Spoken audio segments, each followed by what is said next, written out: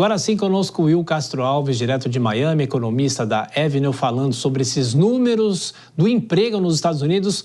Ô Will, boa noite para você, bem-vindo. A gente falava, né? Há algum tipo de antagonismo, vamos dizer assim, em relação a esses números de pedido-desemprego, auxílio-desemprego, como se chama, e o próprio PMI divulgado nessa semana também.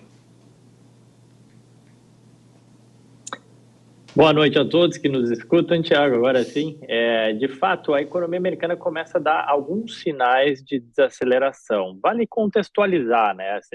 A taxa de desemprego aqui nos Estados Unidos está em 3,9%. São quase 30 meses de uma taxa de desemprego abaixo de 4%.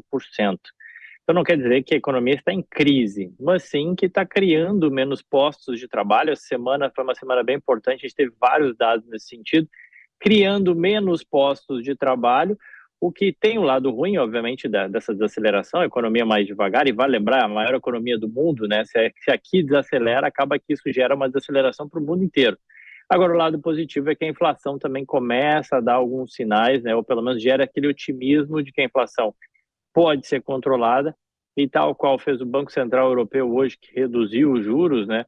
É possível que a gente veja aqui nos Estados Unidos também o Banco Central americano tendo espaço para reduzir os juros caso a inflação venha a ceder, né? Com essa economia que começa a dar alguns sinais agora sim de desaceleração.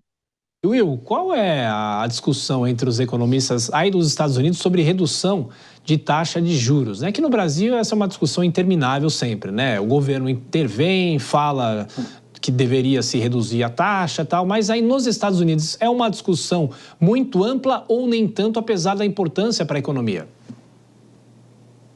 Não, é extremamente importante, os economistas conversam bastante a respeito. Agora, o que não há é aquela interferência, né, do governo, de fato, em definir a taxa de juros. Aqui a independência do Banco Central é algo que não se questiona, e muita gente tenta, o que os economistas discutem muito e analisam, e estão o tempo inteiro ali tentando olhar nos dados, no detalhe, né, na vírgula, é saber até que ponto essa inflação ela caminha para a meta do Banco Central americano, né? Vale lembrar que a inflação ela destrói o poder de compra de uma moeda, por isso que é muito importante controlar a inflação, né? Por isso que a meta de inflação aqui nos Estados Unidos é bem menor, por exemplo, que no Brasil, é 2% de meta, né?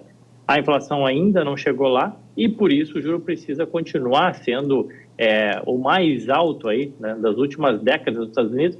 Ruim, obviamente, para o lado da atividade, especialmente no setor imobiliário, mas bom para quem quer investir e ganhar renda em dólar.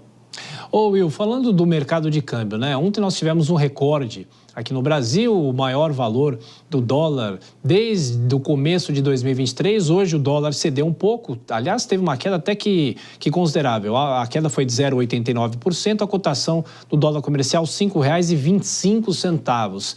Você acha que a moeda americana aqui no Brasil e todos os efeitos que você acompanha nos Estados Unidos, a moeda deve ficar nesse patamar entre 5, 5,30, esse vai e volta? Olha, Thiago, depende muito do prazo, né? Mas recentemente a gente viu, de fato, essa desaceleração da economia americana começar a impactar o dólar enquanto moeda, contra diversas outras moedas, e contra o real ficou um pouco atrasado, né? Alguns dos problemas que a gente vive internamente acabaram pesando e a gente viu o dólar indo para 5,30. Então pode ser que ele dê uma acomodada aí na linha, né, disso que eu comentei, desses dados mais fracos, mais recentes. Agora, quando a gente olha a médio e longo prazo, o que define a moeda é o diferencial de inflação. A inflação brasileira ela é consistentemente maior do que a americana e ela corrói, ela destrói o poder de compra da moeda brasileira. Você precisa de mais reais para comprar a mesma coisa. Então, ou seja, essa diferença de taxas de inflação é que vai determinando a taxa de câmbio a médio e longo prazo. E por isso que a gente viu o real sair de 1 para 2, para 3, até para 5, porque essa inflação brasileira corrói mais a moeda brasileira. E se isso não mudar, infelizmente, eu diria que a tendência do dólar continua sendo a médio prazo para cima. E por outro lado, o Ibovespa hoje teve um respiro, né, alta de 1,23%, mas a Bolsa brasileira vem tendo sucessivas quedas, né? O investidor aí nos Estados Unidos olha de que maneira aqui para o Brasil? É interessante essa pergunta, Thiago, porque a gente é uma economia bastante grande, bastante relevante, né? Mas da mesma forma que, por exemplo, se a gente perguntar no Brasil o que a gente acompanha, o que a gente sabe da Índia, né? Acho que os brasileiros não vão saber muito. A Índia é a terceira maior economia, é uma das maiores economias do mundo, né? O país mais populoso do mundo, a gente não sabe nada dele. Então, aqui nos Estados Unidos, acaba que o Brasil ele tem um papel coadjuvante, importante na América Latina, mas ele é pouco comentado, né?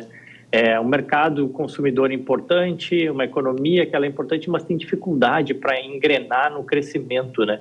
Então, acaba que o Brasil fica, de certa forma, à margem, representa 2% do PIB global, né? Infelizmente, podia ter potencial para muito mais.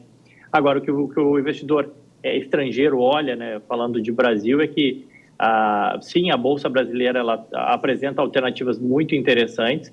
Agora, a economia precisa ajudar, né? Ou seja, as empresas, apesar de terem bons números, boas empresas, valuations baratos, a economia também precisa ajudar para aí sim atrair investimentos. Por isso que a gente viu esse ano o contrário, a gente viu investidores estrangeiros saindo, né, da Bolsa Brasileira.